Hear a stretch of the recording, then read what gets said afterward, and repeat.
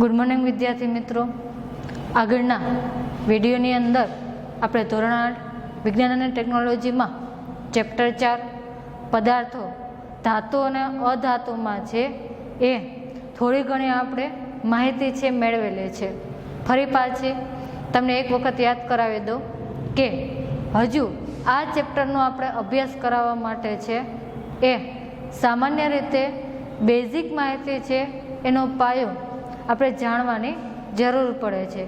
તેથી જે કાંઈ હજુ આ વિડીયોની અંદર પણ માહિતી છે એ આપણે મેળવીશું તે પણ તમારા બુકની અંદર નોંધ કરી લેવી. ત્યારબાદ જે માહિતી આપણે આગળ જોઈ ગયા છે એનું એક વખત ઉપર છેલ્લું છે રિવિઝન કરી લઈએ. તેમાં સૌ પ્રથમ ચેપ્ટર એનું નામ પદાર્થો વિશેની માહિતી લીધેલી. દળ અને કદ ધરાવતી જે કાંઈ વસ્તુ હોય તેને આપણે દ્રવ્ય કે પદાર્થો તરીકે ઓળખાવી શકીએ. હવે આ ધાતુ છે કે અધાતુ એ મેળવવા માટે એની પાયા સ્વરૂપની માહિતી માટે પરમાણુ વિશેની માહિતી મેળવેલી. ત્યારબાદ તત્વ, સંયોજન, પ્રોટોન, ઇલેક્ટ્રોન, ન્યુટ્રોન વગેરે જેવા શબ્દોથી આપણે પરિચિત થયા. ત્યારબાદ કોઈ પણ પરમાણુ છે તેને ઇલેક્ટ્રોન માઇક્રોસ્કોપની અંદર જોતા કણોની ગોઠવણી કેવા પ્રકારે થયેલી હોય તો કે પ્રોટોન અને ન્યુટ્રોન કેન્દ્રની અંદર અને ઇલેક્ટ્રોન છે એ કેન્દ્રની બહારના ભાગમાં આવેલા હોય છે. હવે આ ઇલેક્ટ્રોનની ગોઠવણી ઉપરથી આપણે મોસ્ટ આઈએમપી આ કોષ્ટક છે કે જેની અંદર 1 થી 20 તત્વો ધરાવતું આ માહિતીનું કોષ્ટક છે તેમાં આપણે શરૂઆત કરીએ. સૌ પ્રથમ આ કોષ્ટકની અંદર જે કાંઈ તત્વો છે તેનું ક્રમ, એનું નામ, પરમાણુ ક્રમાંક, સંજ્ઞા, પ્રોટોન અને ઇલેક્ટ્રોન, તેની ઇલેક્ટ્રોન રચના અને ઇલેક્ટ્રોન રચના ઉપરથી સંયોજકતા વિશે આપણે માહિતી મેળવીશું. એક ઉદાહરણ જોઈએ અને અહીં આપણી પાસે નવો શબ્દ સંયોજકતા છે તેની વ્યાખ્યા સાથે માહિતી મેળવીશું. સૌ પ્રથમ આપણી પાસે પહેલું જે તત્વ હતું તેનું નામ હાઇડ્રોજન. હવે આ જે હાઇડ્રોજન છે તેને જે કંઈ ક્રમ આપે છે એ ક્રમ ઉપરથી જ યાદ રાખવું સહેલું છે. જે ક્રમ છે એટલો જ પાછો શું છે એ પરમાણુનો ક્રમાંક આપેલો છે. આપણી પાસે ઢગલાબંધ પરમાણુના આ માહિતી સ્વરૂપે છે એ જોવા મળે છે. એમાંથી કયો પરમાણુ કેટલામાં ક્રમે આવે છે એની ઓળખ કરવા માટે એને જે નંબર આપેલો છે તેને પરમાણુ ક્રમાંક કહેવામાં આવે છે. ત્યાર પછી આવશે સંજ્ઞા. હવે સંજ્ઞા વિશેની માહિતી માટે ખાસ કરીને તમારે પણ ઇન ફ્યુચર જો કોઈ નવો તત્વ શોધવાનો થાય અને એની સંજ્ઞા આપી હોય તો એના માટેનો નિયમ છે. જે તમે આ તત્વને નામ આપેલું છે એ તત્વને તમે ઇંગ્લિશમાં લખો. દાખલા તરીકે હાઇડ્રોજનને તમે જ્યારે ઇંગ્લિશમાં લખશો એટલે આવી રીતે લખી શકાય. હવે આજે આખો વર્ડ છે એનો પહેલો લેટર છે એ તમે લઈ અને એને સંજ્ઞા તરીકે દર્શાવી શકો છો. અહીં હાઇડ્રોજનનો પહેલો લેટર એચ ઉપરથી શરૂ થાય તેથી હાઇડ્રોજનની સંજ્ઞા એચ આવશે. પછી આગળના વિડીયોમાં આપણે માહિતી મેળવેલી કે કોઈ પણ પરમાણુની અંદર છે જેટલા પ્રોટોન હોય એટલા શું હોય તો કે ઇલેક્ટ્રોન હોય. બંનેની સંખ્યા છે એ સમાન હોય છે. તેથી અહીંયા આપણે પરમાણુ ક્રમાંક ઉપરથી પ્રોટોન અને ઇલેક્ટ્રોનની માહિતી છે એ પ્રાપ્ત થાય.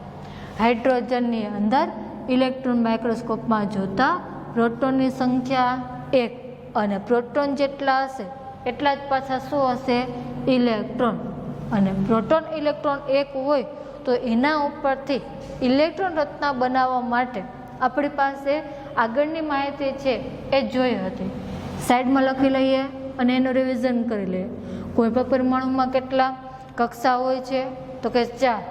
1 કે બરાબર પહેલી કક્ષાની અંદર 2, એના પછી એલ કક્ષાની અંદર વધુમાં વધુ 8, એમ કક્ષામાં વધુમાં વધુ 18 અને એન કક્ષાની અંદર વધુમાં વધુ આપણે 32 ઇલેક્ટ્રોન છે સમાવી શકીએ છે.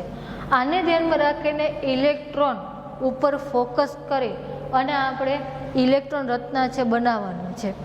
ઇલેક્ટ્રોન રચના બનાવવા માટે તેને આવી રીતે કાઉન્સમાં દર્શાવવામાં આવે છે.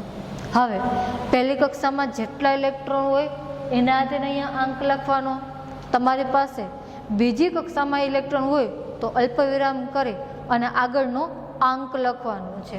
હવે હાઇડ્રોજન પાસે છે એ એક ઇલેક્ટ્રોન છે, તેથી તેને ઇલેક્ટ્રોન રચના કેટલી થશે? 1. અહીં બીજી, ત્રીજી કે ચોથી કક્ષામાં એક પણ ઇલેક્ટ્રોન નથી, તેથી એક આંક વડે તેની ઇલેક્ટ્રોન રચના દર્શાવી શકીએ. હવે આવી સંયોજકતા વિશેની માહિતી.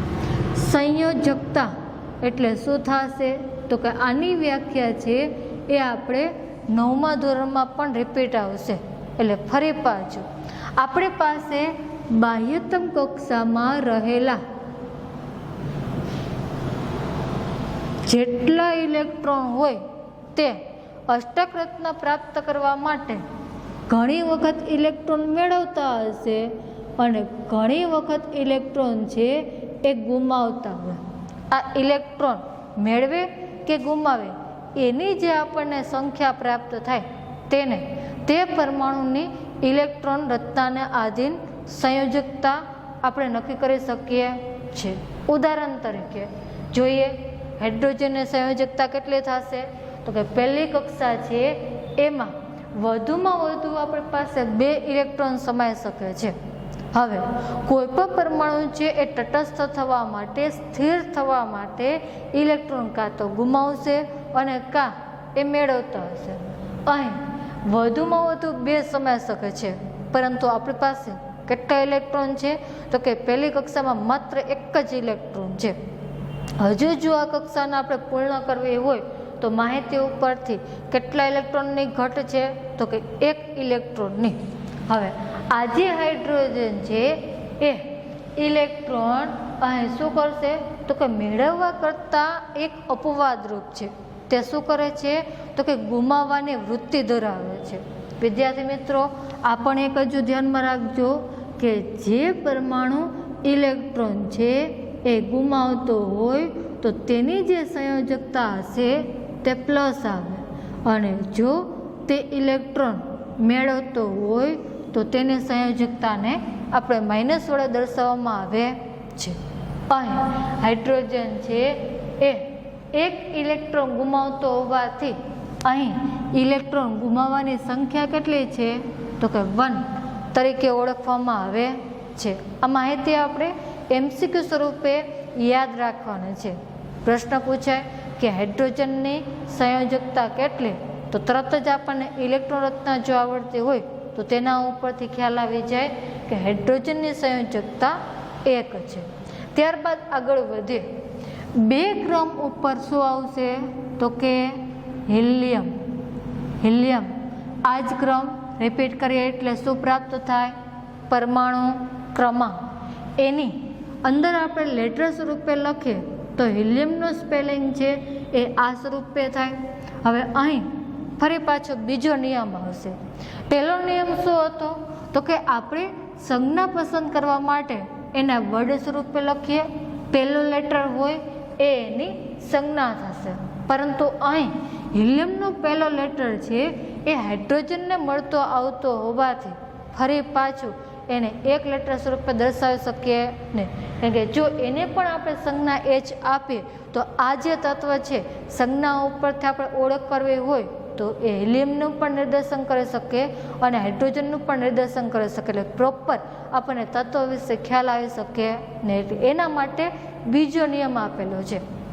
એક વખત જો આપણો લેટર સંજ્ઞા સ્વરૂપે વપરાઈ જાય અને ફરી પાછો રિપીટ થતો હોય તો બીજો નિયમ કે એની નજીકનો જે લેટર હોય તેને જોડી અને સંજ્ઞા બનાવવામાં આવે છે. એ જ પછી E છે. તેથી હિલિયમની સંજ્ઞા શું આવશે? He.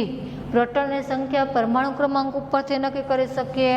Proton 2, electron 2. ઇલેક્ટ્રોનની સંખ્યા 2 છે, તેને આપણે ઇલેક્ટ્રોન રચના તરીકે દર્શાવીએ તો પહેલી કક્ષામાં 2 અને વધુમાં વધુ પણ 2 સમાઈ શકે છે અને આપણી પાસે પણ 2 જ ઇલેક્ટ્રોન છે, તેથી ઇલેક્ટ્રોન રચના શું આવશે તો કે તેની 2.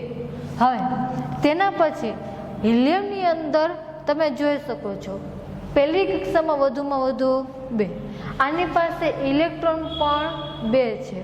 આ માહિતી હજુ તમે ધ્યાનમાં રાખજો કે કોઈ પણ પરમાણુ છે જ્યારે તટસ્થ થઈ જાય, એ બેલેન્સ થઈ જાય પછી તે ઇલેક્ટ્રોન ગુમાવતો નથી, ઇલેક્ટ્રોન મેળવતો નથી. જેવી એની કક્ષા છે એ પૂર્ણ થઈ જાય પછી કોઈ પણ જાતની પ્રક્રિયા કરી શકતો નથી. આવા જે તત્વો હોય કે જે ઇલેક્ટ્રોન ગુમાવી કે મેળવીને પ્રક્રિયા ન કરતા હોય તેને શું કહેવાય તો કે નિષ્ક્રિય તત્વો તરીકે ઓળખવામાં આવે છે. ફરી પાછું એની માહિતી પણ તમે લખી રાખજો, નહીંતર યાદ રાખીએ.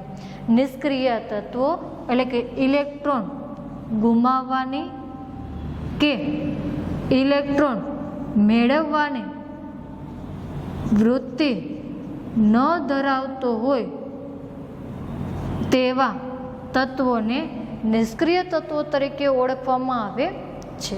આગળ વધે તેથી આના ઉપરથી આપણે સંયોજકતા જોઈએ તો તે એક પણ ઇલેક્ટ્રોન ગુમાવતો કે મેળવતો ન હોવાથી તેને સંયોજકતા કેટલી આવશે તો કે 0 વડે દર્શાવવામાં આવે છે. એના પછી આગળ 3 ક્રમ ઉપર આવશે લિથિયમ. લિથિયમનો પરમાણુ ક્રમાંક 3. લિથિયમ એટલેના સ્પેલિંગ ઉપરથી જ એની સંજ્ઞા શું આવશે Li.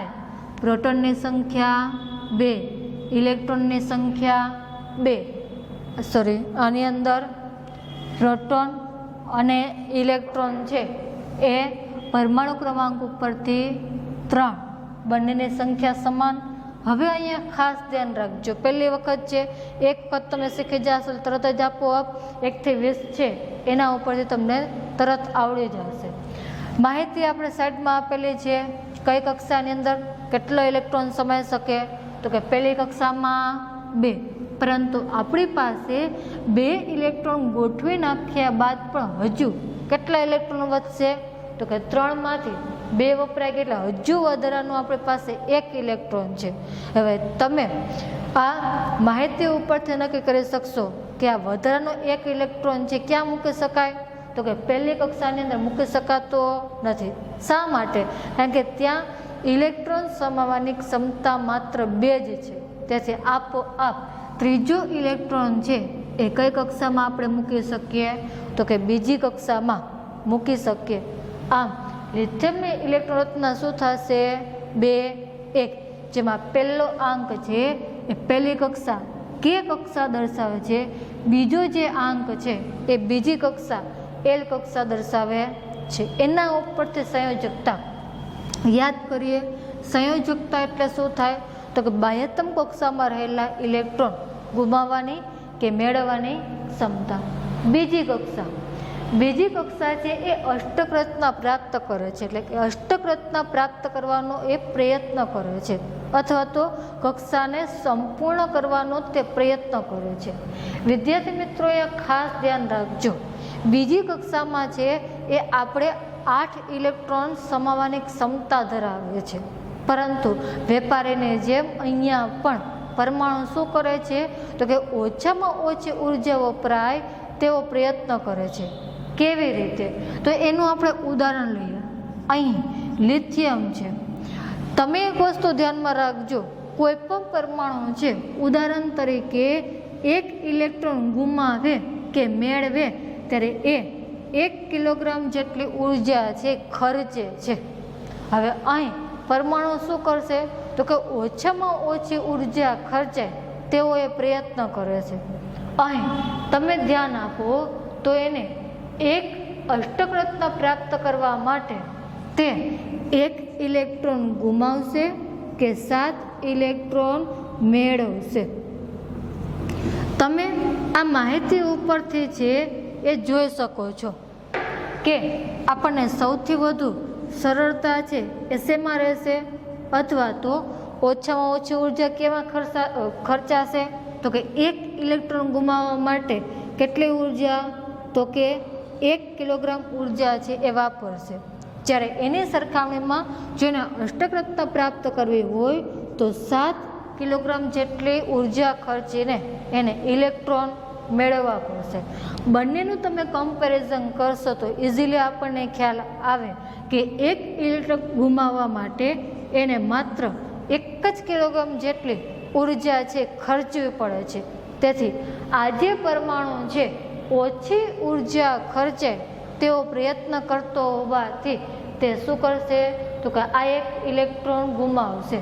અને આપણે વ્યાખ્યા ઉપરથી ઇલેક્ટ્રોન ગુમાવતો હોય તો તેના ઉપરથી સંખ્યા કેટલી પ્રાપ્ત થશે, તો કે એની સંયોજકતા 1 જેટલી પ્રાપ્ત થાય છે.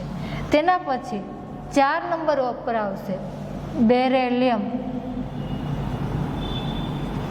બેરેલિયમ પરમાણુ ક્રમાંક 4, સંજ્ઞા Be, પ્રોટોન ઇલેક્ટ્રોન 4. સંયોજકતાને આધીન આપણે ઇલેક્ટ્રોન રચના જોઈએ. પહેલી કક્ષામાં આપણે વધુમાં વધુ કેટલા ભરી શકીએ, 2. હજુ આપણી પાસે વધારાના કેટલા ઇલેક્ટ્રોન છે, 2. તેથી ઇલેક્ટ્રોન રચના કેટલી થશે, 2. હવે પહેલી કક્ષા છે તેમાં વધુમાં વધુ 2 સંપૂર્ણ થઈ ગઈ એટલે તેમાંથી કોઈ પણ જાતનો ઇલેક્ટ્રોન ગુમાવ કે મેળવશે નહીં. બીજી કક્ષામાં વધુમાં વધુ કેટલા સમાવી શકે, 8. પણ આપણી પાસે અહીં 2 જ ઇલેક્ટ્રોન છે. અહીં આ ઉદાહરણને ધ્યાનમાં રાખીને માહિતી મેળવીએ તો બેરિલિયમની અંદર પણ ઇલેક્ટ્રોન પ્રાપ્ત કરવા માટે કે ગુમાવવા માટે 1 કિલોગ્રામ ઉર્જા છે ખર્ચવી પડે છે. તો અષ્ટક રત્નાને ધ્યાનમાં રાખીને 2 ઇલેક્ટ્રોન ગુમાવવા માટે ઓછી ઉર્જા વાપરવી પડે કે 6 ઇલેક્ટ્રોન મેળવવા માટે ઓછી ઉર્જાની જરૂરિયાત પડે. 2 ઇલેક્ટ્રોનને ધ્યાનમાં રાખી 2 કિલોગ્રામ અને 6 ઇલેક્ટ્રોનને ધ્યાનમાં રાખીને 6 કિલોગ્રામ. આ બેલેન્સ તમે કરશો એટલે સરળતાથી આપણને ખ્યાલ આવશે કે આ જે બેરિલિયમ છે એને ઓછી ઉર્જા જો ખર્ચીને તટસ્થ થવું હોય તો તે 2 ઇલેક્ટ્રોન શું કરશે, ગુમાવશે. 2 ઇલેક્ટ્રોન ગુમાવતો હોવાથી એને સંયોજકતા કેટલી આવશે, 2 વડે દર્શાવવામાં આવે છે. વિદ્યાર્થી મિત્રો, હવે સરળતાથી આપણે દરેક તત્વ વિશેની માહિતી છે એ પ્રાપ્ત કરી શકીએ છીએ. આગળ વધીએ. 5 નંબર ઉપર બોરોન પરમાણુ ક્રમાંક એનો 5, સંજ્ઞા B, પ્રોટોન ઇલેક્ટ્રોન 5. પહેલી કક્ષામાં 2, બીજી કક્ષામાં 3, બાહ્યતમ કક્ષામાં અષ્ટક રત્ન પ્રાપ્ત કરવી હોય તો એ 3 ઇલેક્ટ્રોન ગુમાવવા સહેલા પડતો હોવાથી સંયોજકતા એની 3. ત્યારબાદ 6 નંબર ઉપર આવશે કાર્બન પરમાણુ ક્રમાંક 6, એની સંજ્ઞા આવશે C, પ્રોટોન ઇલેક્ટ્રોન 6, ઇલેક્ટ્રોન રચના 2 અને 4. નવીન માહિતી અહીંયાથી ફરી પાછી ઉમેરાય છે. બાહ્યતમ કક્ષામાં 4 ઇલેક્ટ્રોન રહેલા હોય તો શું થશે, તો કે આપણી પાસે ઉદાહરણ છે કાર્બનનું. કાર્બનની અંદર છે એનો પરમાણુ ક્રમાંક 6 છે, એના આધીન 6 ઇલેક્ટ્રોન છે. હવે બાહ્યતમ કક્ષામાં એના 4 ઇલેક્ટ્રોન છે. તો અષ્ટક રત્ન પ્રાપ્ત કરવા માટે એ જોઈએ 4 ઇલેક્ટ્રોન ગુમાવવા સહેલા પડે કે 4 ઇલેક્ટ્રોન મેળવવા, તો કે 4 ઇલેક્ટ્રોન ગુમાવશે ત્યારે પણ 4 કિલોગ્રામ ઉર્જા વાપરશે અને 4 ઇલેક્ટ્રોન મેળવશે ત્યારે પણ 4 કિલોગ્રામ ઉર્જા છે ખર્ચવી પડે છે. બંનેનું કમ્પેરિઝન કરીએ તો કાર્બન એવો પરમાણુ છે કે જ્યારે એ ઇલેક્ટ્રોન ગુમાવે કે મેળવે ત્યારે સમાન પ્રકારની ઉર્જા ગુમાવતો હોવાથી તે મેળવવા અને ગુમાવવાનો આધાર છે એ સામે રહેલા તત્વો ઉપર આધાર રાખે છે. જો સામે રહેલા તત્વને ઇલેક્ટ્રોનની જરૂર હોય તો તે ઇલેક્ટ્રોન શું કરશે, ગુમાવશે. અને જો સામેવાળો તત્વ છે અથવા એનો પરમાણુ ઇલેક્ટ્રોન મુક્ત કરતો હશે તો કાર્બન શું કરશે, તો કે એ પ્રાપ્ત કરશે. તેથી 4 ઇલેક્ટ્રોન ગુમાવવા અને મેળવવા બંને સરખા પડતા હોવાથી તેને સંયોજકતા કેટલી આવશે? 4. આગળ વધીએ. 7 નંબર ઉપર નાઇટ્રોજન. નાઇટ્રોજનનો પરમાણુ ક્રમાંક 7, સંજ્ઞા N, પ્રોટોન ઇલેક્ટ્રોન 7 અને એની ઇલેક્ટ્રોન રચના પહેલી કક્ષામાં વધુમાં વધુ 2, બાકી વધેલા છે 5. હવે આને ધ્યાનમાં રાખીને સંયોજકતા અષ્ટક રચના પ્રાપ્ત કરવા માટે આપણી પાસે શું આવશે? તો કે સામાન્ય રીતે તે 5 ઇલેક્ટ્રોન છે. નાઇટ્રોજનની અંદર 5 ઇલેક્ટ્રોન છે એ ગુમાવે કે 3 ઇલેક્ટ્રોન મેળવે? તો કે કમ્પેરિઝન કરીએ તો કે 5 કિલોગ્રામ કરતાં 3 કિલોગ્રામ ઉર્જા આપણને સહેલી પડતી હોવાથી તે 3 ઇલેક્ટ્રોન શું કરશે? મેળવશે ને એના આધીન સંયોજકતા કેટલી થશે? 3. 8 નંબર ઉપર આવશે આપણી પાસે ઓક્સિજન. ઓક્સિજનનો પરમાણુ ક્રમાંક 8, સંજ્ઞા O, પ્રોટોન ઇલેક્ટ્રોન 8 અને ઇલેક્ટ્રોન રચના પહેલી કક્ષામાં વધુમાં વધુ 2. હજુ જે 6 ઇલેક્ટ્રોન વધે તે બીજી કક્ષામાં મૂકીએ. 6 કરતાં 2 ઇલેક્ટ્રોન મેળવવા સહેલા પડતા હોવાથી એની સંયોજકતા 2. 9 નંબર ઉપર ફ્લોરિન. ફ્લોરિનનો પરમાણુ ક્રમાંક 9, સંજ્ઞા F, પ્રોટોન ઇલેક્ટ્રોન 9, પહેલી કક્ષામાં 2, પાછળ વધ્યા 7 તો બીજી કક્ષામાં 7. ઇલેક્ટ્રોન રચના 2 અને 7. અષ્ટક રચના પ્રાપ્ત કરવા માટે 7 ગુમાવવા કરતાં 1 ઇલેક્ટ્રોન મેળવવો સહેલો પડતો હોવાથી એની સંયોજકતા કેટલી આવશે? 1. આગળ જઈએ. 10 નંબર ઉપર નિયોન. નિયોનનો પરમાણુ ક્રમાંક 10, એની સંજ્ઞા Ne. શા માટે? રિપીટ કરીએ. આગળ એક વખત N સંજ્ઞા આવી ગઈ છે અને અહીં છે એ બીજી વખત રિપીટ થતો હોવાથી એની સંજ્ઞા Ne. પરમાણુ ક્રમાંકના આધીન પ્રોટોન ઇલેક્ટ્રોન 10. અષ્ટક રચનાને આધીન ઇલેક્ટ્રોન રચના ભરીએ તો પહેલી કક્ષામાં 2, બીજી કક્ષામાં 8. ફરી પાછું આ હિલિયમ જેવો જ પરમાણુ છે. શા માટે? કારણ કે બાહ્યતમ કક્ષામાં છે અષ્ટક રચના પૂર્ણ થવી જરૂરી છે. માહિતીમાં તમે જો બીજી કક્ષામાં વધુમાં વધુ આપણે 8 ઇલેક્ટ્રોન ભરી શકીએ છીએ. અહીંયા પણ વધુમાં વધુ 8 ઇલેક્ટ્રોન અહીં સંપૂર્ણ રીતે ભરેલા હોવાથી હવે આ સ્થિતિમાં નિયોન છે એ ઇલેક્ટ્રોન ગુમાવશે નહીં, ઇલેક્ટ્રોન મેળવશે નહીં. અને આપણે માહિતી જોઈ ઇલેક્ટ્રોન ગુમાવે કે મેળવે નહીં ત્યારે આવા જે તત્વો છે એને નિષ્ક્રિય તત્વો કહેવાય. કોઈ પણ અન્ય પરમાણુ સાથે પ્રતિક્રિયા કરશે નહીં અને ઇલેક્ટ્રોન ગુમાવે કે મેળવે નહીં તો ત્યારે સંયોજકતાને આપણે શૂન્ય વડે દર્શાવવામાં આવે છે. ત્યારબાદ 11 નંબર ઉપર આવશે સોડિયમ. સોડિયમનો પરમાણુ ક્રમાંક 11, સંજ્ઞા Na, પ્રોટોન ઇલેક્ટ્રોન 11 અને ઇલેક્ટ્રોન રચના ધ્યાન રાખજો અહીંયાથી બદલાશે. પહેલી કક્ષામાં 2, બીજી કક્ષામાં વધુમાં વધુ 8. સરવાળો કરો તો અહીંયા 10 ઇલેક્ટ્રોન વપરાઈ ગયા. આપણી પાસે છે કેટલા? ટોટલ 11 થવા જોઈએ. વધારાનો જે ત્રીજો ઇલેક્ટ્રોન છે એ ક્રમશઃ એના પછીની ત્રીજી કક્ષામાં જશે. એટલે આપોઆપ હવે જે વધારાનો 1 ઇલેક્ટ્રોન છે એ ત્રીજી કક્ષામાં મૂકતા ઇલેક્ટ્રોન રચના 2, 8 અને 1 બનશે. હવે બાહ્યતમ કક્ષામાં અષ્ટક રચના પ્રાપ્ત કરવા માટે કાં તો ઇલેક્ટ્રોન ગુમાવશે અને કાં તો ઇલેક્ટ્રોન મેળવશે. ફરી પાછું 8 ઇલેક્ટ્રોનને બેલેન્સ કરવા હોય તો આગળની માહિતી ઉપરથી આપણે એને ધ્યાનમાં રાખીએ તો 1 ગુમાવવા સહેલા પડે કે 7 મેળવવા? તો કે 1 ગુમાવવા સહેલા પડતા હોવાથી એની સંયોજકતા 1.